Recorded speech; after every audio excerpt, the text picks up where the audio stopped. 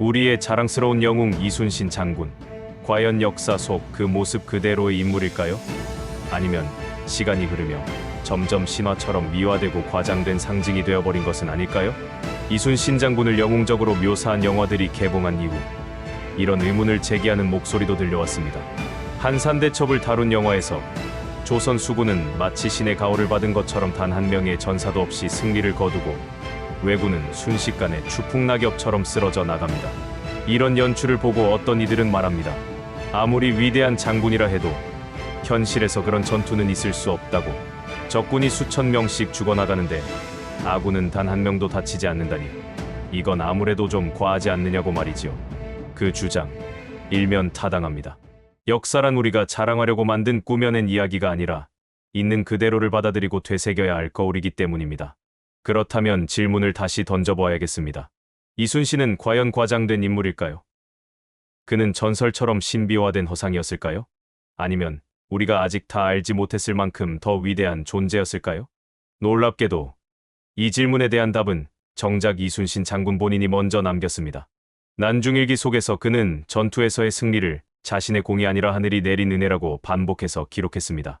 그는 늘 병사들의 희생을 깊이 애도했고 날이 저물기 전까지 전사자 한 명 한 명의 이름을 모두 확인하고 글로 남겼습니다. 승리에 취해 자만하거나 스스로를 영웅으로 떠받드는 태도는 그에게 찾아볼 수 없습니다. 오히려 그는 그 누구보다도 냉정했고 겸허했으며 조국의 백성 한 사람 한 사람을 위해 살아낸 사람이었습니다. 그렇기에 오히려 묻고 싶습니다. 과장된 것은 이순신이 아니라 우리가 이순신을 너무 쉽게 잊고 지내왔던 우리의 무관심은 아니었을까요? 누군가는 이순신을 신화라며 깎아내리지만 우리가 그의 전투 하나하나, 숫자 하나하나를 깊이 들여다보면 오히려 도대체 이런 일이 어떻게 가능했을까 하는 경외심이 생기게 됩니다. 오늘 이 영상에서는 이순신 장군이 실제로 어떤 전과를 세웠고 그 속에 어떤 전략과 인간적인 깊이가 숨어 있었는지를 객관적인 기록을 바탕으로 살펴보겠습니다. 한산대첩, 아마도 여러분께서 가장 잘 알고 계신 이순신 장군의 승전 중 하나일 것입니다. 그런데 이 전투에 대해 우리가 알고 있는 것이 모두 정확할까요? 특히 양측의 전사자 수에 대해서는 오랫동안 논란이 되어 왔습니다. 영화나 드라마에서는 조선 수군이 마치 한 명도 다치지 않은 것처럼 묘사되곤 하지요. 반면 왜군은 수천 명이 단번에 바다에 수장되었다고 나옵니다. 이런 묘사를 보며 일부 시청자들께서는 너무 과장된 것 아니냐는 반응을 보이셨고 실제로 역사학자들 사이에서도 이 부분에 대해 다양한 해석이 존재합니다. 하지만 우리가 진실에 가까운 수치를 알고 싶다면 기록으로 돌아가야 합니다. 다행히도 이순신 장군은 자신의 전투 내용을 난중일기와 공식 보고서인 장계 등을 통해 매우 자세히 남겨놓았습니다. 이순신 장군 본인이 한산대첩에 대해 남긴 보고서를 보면 적선 약 59척을 격침하고 약 9,000명 이상의 왜군이 바다에 빠져 죽었다고 기록되어 있습니다. 반면 우리 조선 수군의 피해는 단 3명의 전사자로 나타납니다. 이 숫자 믿기 힘드실 수도 있습니다. 하지만 조선 수군이 철저한 전략 아래 먼저 포격전을 벌였고 적의 선봉을 꺾은 뒤 급소를 파고드는 방식으로 싸웠기에 가능한 수치였다고 전문가들은 말합니다. 단순한 육박전이 아니라 장거리 포격과 포위 전술, 그리고 전술적 유인과 기동이 만들어낸 결과였던 것입니다. 무엇보다 한산도 앞바다는 지형적으로도 조선 수군에게 유리했습니다. 이순신 장군은 전투 전에 이미 바다의 조류, 풍양, 해저 지형까지 고려해 전장을 선택했습니다. 거기에 조선 수군이 탑재한 총통류의 화력은 왜군의 무장 수준을 압도했으며 그 정확도 역시 무시할 수 없을 정도였습니다. 하객진 진영이 한번 완성되자 왜군은 포위망 안에서 방향조차 잡지 못하고 혼란에 빠졌습니다. 그 와중에 함선 간 충돌이 일어나고 탄약고에 불이 옮겨붙으며 연쇄 폭발까지 일어났다는 기록도 전해집니다. 그런 상황이라면 조선 수군의 전사자가 거의 없었다는 말도 전혀 불가능한 일은 아닐 수 있습니다. 물론 이는 전투 초반 조선 수군이 선제 공격에 성공했기 때문에 가능한 일이었고 이는 이순신 장군의 치밀한 준비와 명민한 전략 덕분입니다. 만일 그가 단 한순간이라도 상황 판단을 그르쳤다면 피해는 훨씬 컸을 것입니다. 더불어 한산대첩은 단순히 숫자의 승리가 아니었습니다. 이 전투 이후 왜군은 바다에서의 주도권을 완전히 상실했고 보급로는 끊겼으며 육지의 전세마저 불리해졌습니다. 당시 일본 측에서도 이 전투의 충격을 숨기지 못했고, 심지어 내부 문서에서는 바다에서의 패배로 인해 전쟁의 주도권이 넘어갔다는 식의 표현도 발견됩니다. 그만큼 이 한 번의 대승이 전쟁 전체의 흐름을 바꿔놓았던 것입니다. 하지만 우리는 여기서 조심해야 합니다. 조선 수군이 전투에서 압도적인 승리를 거두었다고 해서 그 전쟁이 결코 쉬운 싸움이었다고 착각해서는 안 됩니다. 이순신 장군은 언제나 병사들의 죽음을 결코 가볍게 여기지 않았고, 승리한 날에도 전사자 명단을 꼼꼼히 기록하고 애도했습니다. 그는 병사 한 명의 생명을 나라의 기둥처럼 소중히 여겼습니다. 그러니 우리가 이순신 장군을 말할 때 단지 적을 많이 죽인 장군으로 기억하는 것은 매우 부족한 이해입니다. 한산대첩 이후 이순신 장군의 연전연승은 조선을 지켜내는 결정적 버팀목이 되었습니다. 그러나 그 모든 승전 중에서도 가장 기적에 가까운 전투는 단연코 명량해전일 것입니다. 조선 수군 12척, 왜군의 대함대 133척. 누가 보더라도 이 전투는 처음부터 승산이 없는 싸움처럼 보였습니다. 심지어 조선 조정 내부에서도 이 싸움은 포기해야 한다는 의견이 나올 정도였으니까요. 하지만 이순신 장군은 포기하지 않았습니다. 신에게는 아직도 12척의 전선이 남아 있사옵니다. 라는 그 유명한 상소문 속한 문장은 단지 희망의 메시지가 아니라 전략을 가진 명확한 판단의 표현이었습니다. 명량해전이 벌어진 울돌목은 좁고 험한 물살이 흐르는 해협으로 대규모 선단이 자유롭게 움직이기엔 매우 불리한 장소였습니다. 조류는 하루에도 몇 번씩 방향을 바꾸고 물살의 속도는 무려 초속 10m가 넘는 곳도 있습니다. 즉, 수적으로 열세인 조선 수군이 싸우기에 오히려 최적의 장소였던 셈입니다. 이순신 장군은 그 지형을 꿰뚫고 있었고 바로 그 지점을 선택하여 적을 유인했습니다. 그의 전략은 이러했습니다. 적이 바다를 믿고 밀려 들어오면 좁은 해협의 물살이 그들의 움직임을 방해하고 조선 수군은 고정된 위치에서 강력한 화포로 반격합니다. 특히 판옥선은 일본의 소형 전투선보다 훨씬 더 많은 화포를 장착하고 있었고 견고한 구조 덕분에 충돌에도 잘 버텼습니다. 게다가 조선 병사들은 이미 수차례의 전투를 통해 철저히 훈련되어 있었고 전의를 잃지 않았습니다. 반면 일본군은 물살을 이기지 못해 백길이 충돌하고 포위망을 제대로 유지하지 못했습니다. 전투가 격화될수록 이순신 장군은 스스로 북을 치며 사기를 끌어올렸고 적선들이 혼란에 빠질 때마다 집중 포격으로 하나씩 수장시켰습니다. 결국 133척 중 31척이 침몰하고 나머지는 혼비백산에 도망쳤습니다. 이 전투에서 조선 수군의 피해는 단 한 척의 전선도 침몰하지 않았다는 기록이 남아 있습니다. 물론 전사자도 없지는 않았지만 그 수는 전체 전황에 비해 너무도 적었습니다. 이 전투의 놀라운 점은 단지 승리의 결과만이 아닙니다. 이순신 장군은 명량해전에서 조선 수군의 재건 가능성을 증명했고 백성들의 사기를 되살렸습니다. 당시 조정에서도 외국 사절들도 이 전투를 두고 말로는 도저히 설명이 안 된다고 기록했습니다. 실제로 명량해전은 세계 해군사에서 유례를 찾기 어려운 전투로 서구의 해전 전문가들 사이에서도 아직까지 분석 대상이 되고 있을 정도입니다. 수가 적다는 이유로, 지휘관이 두려워한다는 이유로 싸움을 포기했다면 지금의 우리는 존재하지 않았을지도 모릅니다. 이순신은 그 절박한 순간 단 12척을 가지고 나라의 명운을 바꾸었습니다. 명량해전의 여운이 채가 시기도 전에 한 가지 더 짚어보아야 할 사실이 있습니다. 바로 이순신 장군이 임진왜란과 정유재란 전체 기간 동안 바다에 수장시킨 왜군의 총 숫자입니다. 그 수치는 상상 이상입니다. 너무 커서 오히려 믿기 어려울 정도입니다. 우리가 익히 알고 있는 바와 같이 임진왜란이 발발했을 때 일본은 무려 약 16만 명의 병력을 조선에 투입했습니다. 정유재란 때는 추가로 13만 명이 더 들어왔습니다. 총합 30만 명. 지금 기준으로 보아도 이는 상상을 초월하는 숫자입니다. 당시 조선의 전체 인구를 생각하면 그야말로 전 국토가 전쟁터가 되었던 셈입니다.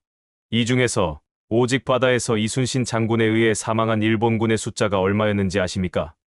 유성룡이 집필한 징비록, 이순신 본인의 난중일기, 조선 수군의 공식 보고서들, 심지어 일본 측의 기록까지 교차 검토해보면 이순신 장군이 바다에서 침몰시킨 왜군의 수는 무려 11만 명을 넘습니다. 단순히 전투에서 패하고 도망친 숫자가 아니라 바다에 수장된 실제 사망자 숫자입니다. 이와 함께 침몰한 적선의 수는 약 1,500척에 달합니다. 결과적으로 7년에 걸친 전쟁 동안 일본군 전체 사망자의 약 3분의 1이 이순신의 손에 의해 바다에서 사라졌습니다. 이는 육지 전투와는 비교할 수 없는 압도적인 수치입니다. 더욱 놀라운 것은 이 모든 전투를 통해 이순신 장군이 잃은 조선 수군의 전선은 단 한 척도 없다는 기록입니다. 물론 칠천량 해전처럼 그가 지휘하지 못한 시기에는 조선 수군이 괴멸적 피해를 입기도 했습니다. 하지만 그 모든 패배는 이순신 장군이 다시 등장하면서 뒤집혔습니다. 그리고 그는 단 한 번도 패하지 않았습니다. 당시 일본 역시 내부적으로 이미 크게 흔들리고 있었습니다. 토요토미 히데요시는 말년에 병약해졌고 국내 정세는 급격히 불안정해졌습니다. 조선에서 전쟁이 길어질수록 일본 내에서는 이 전쟁의 명분과 실익을 의심하는 목소리가 커져만 갔습니다. 그리고 결국 히데요시의 죽음과 함께 일본은 조선에서의 전쟁을 철수하게 됩니다. 그 모든 흐름의 중심에는 언제나 이순신 장군이 있었습니다. 바다를 장악한 자가 전쟁의 판도를 바꾼다는 명확한 진리를 그는 온몸으로 증명해냈습니다. 이순신 장군의 전투에서 빠질 수 없는 것이 있다면 바로 조선 수군이 보유했던 전함, 그 중에서도 판옥선과 거북선입니다. 이 두 배는 단순한 선박이 아닙니다. 당시 동아시아는 물론 세계 해전사 전체를 통틀어도 보기 드문 수준의 기술력과 실전 운용 능력을 자랑한 전쟁 병기였습니다. 먼저 판옥선을 살펴보겠습니다. 조선 수군의 주력 전투함이었던 판옥선은 단단한 목재로 이중 구조를 이루고 있었고 선체가 크고 높아 적이 쉽게 올라타 공격하지 못하도록 설계되었습니다. 배 옆면에는 수십 문의 총통이 설치되어 있어 바다 한가운데서 마치 수상 요새처럼 기능했습니다.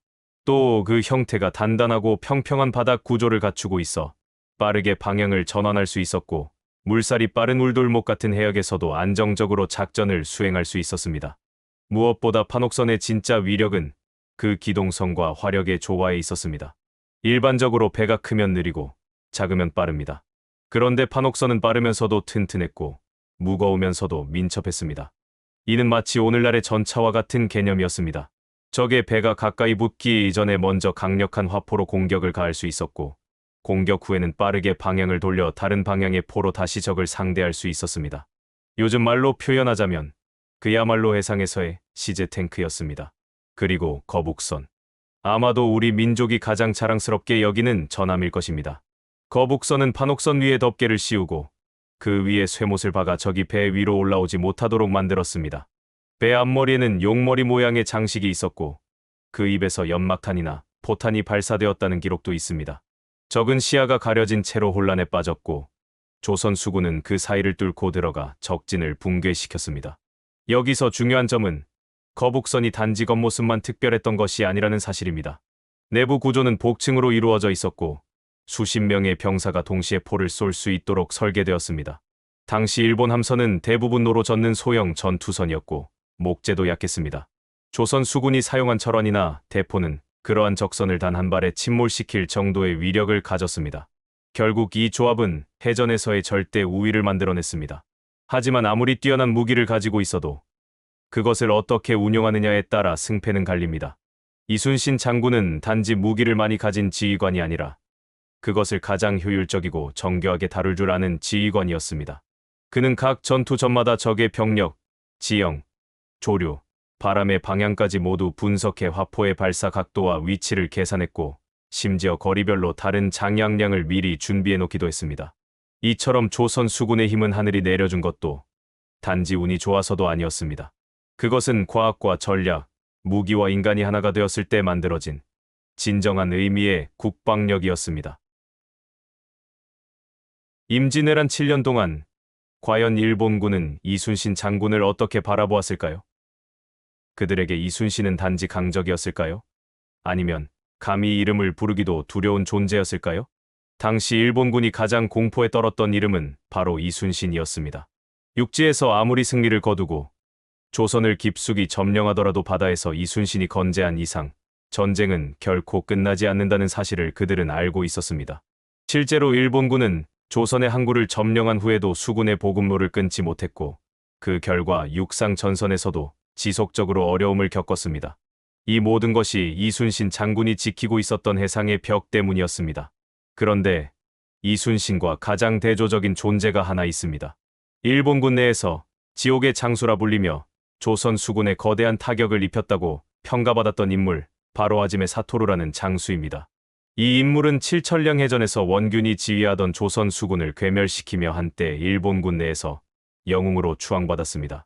그 전투에서 조선 수군은 무려 1만 명 이상의 병력을 잃고 거의 전멸에 가까운 피해를 입었습니다. 그러나 이 승리는 오래가지 않았습니다. 왜냐하면 그 전투에 이순신은 없었기 때문입니다. 조정의 정치적 모략으로 잠시 해임되었던 이순신 장군이 전장에서 빠져 있었고 그 공백을 대신했던 원균은 전략도 통찰력도 갖추지 못한 채 무리한 교전으로 수군을 몰살시켰습니다. 하지메 사토루는 이 틈을 노려 조선 수군을 무너뜨렸고 단 한 번의 승리를 얻어냈습니다. 하지만 그가 두려워했던 것은 단 한 사람, 이순신이었습니다. 이후 이순신 장군이 복귀하자 하지메 사토루는 단 한 번도 제대로 된 해전을 벌이지 못했습니다. 그는 조선 수군이 다시 세워지고 있다는 소식만으로도 퇴각을 반복했고 명량해전이나 노량해전 같은 결정적인 전투에서는 끝내 모습을 드러내지 않았습니다. 실제로 기록을 보면 일본군은 전장에서 이순신 장군의 깃발만 보아도 진군을 멈추고 뒤로 물러섰다고 합니다. 어떤 이는 이를 두고 이순신은 하나의 전술이 아니라 하나의 자연재해였다고 표현하기도 했습니다. 그 존재 자체가 마치 태풍이나 해일처럼 예측 불가하고 감당할 수 없는 공포였다는 뜻입니다. 이처럼 우리는 하지메 사토루라는 인물을 통해 이순신 장군의 진정한 가치를 더욱 선명히 볼 수 있습니다. 우리가 이순신 장군을 말할 때 흔히 신화적인 인물이라는 표현을 사용합니다. 실제로 그가 남긴 전적과 수치, 전술과 통찰력은 지금 다시 들여다보아도 믿기 어려울 만큼 압도적입니다. 그러나 오늘 우리가 살펴본 이야기들 속에서 분명히 확인할 수 있었던 것은 이순신은 결코 과장되거나 꾸며진 영웅이 아니었다는 사실입니다. 오히려 역사라는 냉정한 기록이 증명해준 가장 사실적이고도 위대한 존재였습니다. 물론 이순신 장군의 위대함을 이야기하면서도 우리는 한 가지를 늘 경계해야 합니다. 그것은 지나친 신격화입니다. 그를 완벽한 신으로 떠받드는 순간 우리는 그 안에 숨은 인간적인 고뇌와 치열한 현실의 투쟁을 놓치게 됩니다. 이순신은 수많은 정치적 질투에 시달렸고 억울하게 옥에 갇히기도 했으며 심지어 전쟁 중에도 계속해서 탄핵의 위협에 시달렸습니다. 그런 역경 속에서도 그는 나라를 그리고 백성을 위해 한 번도 등을 돌리지 않았습니다. 그렇기에 오늘 우리가 그를 기억하는 방식은 더욱 진실해야 합니다. 단지 위대한 영웅으로 지켜세우는 것이 아니라 어떻게 그런 영웅이 만들어졌는가를 되짚어보는 것입니다. 이 모든 것을 깊이 이해하고 나면 우리는 비로소 이순신이라는 인물을 신화가 아닌 살아 숨쉬는 역사로 받아들일 수 있게 됩니다. 이제 우리는 질문을 다시 던져야 할 때입니다. 이순신은 과장된 인물인가? 라는 그 질문 말입니다. 오늘 여러분과 함께 살펴본 수많은 기록과 사실 앞에서 그 질문은 더 이상 의미를 잃습니다. 이순신은 신화가 아니라 증명된 진실이며 우리가 다시 배워야 할 사람이자 정신입니다. 이순신을 아는 것은 곧 우리가 누구인지를 아는 일입니다. 그리고 그를 기억하는 것은 앞으로 우리 후손들이 어떤 나라를 물려받을지를 결정짓는 일입니다. 그러니 부디 그 이름을 마음 깊이 새겨주시기 바랍니다. 이순신, 그 이름은 결코 과장이 아니라 우리가 지켜야 할 진실입니다.